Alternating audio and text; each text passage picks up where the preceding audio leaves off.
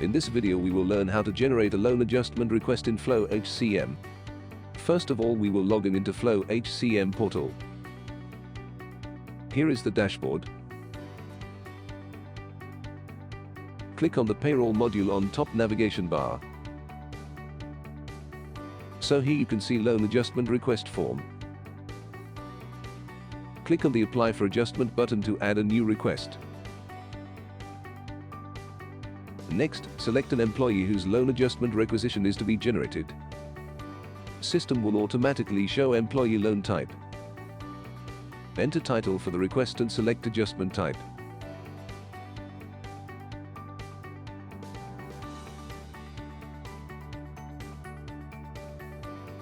Select operation and date for request.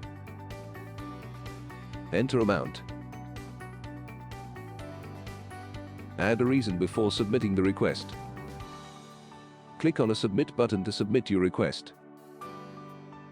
System will show a small pop-up indicating that your request is successfully submitted.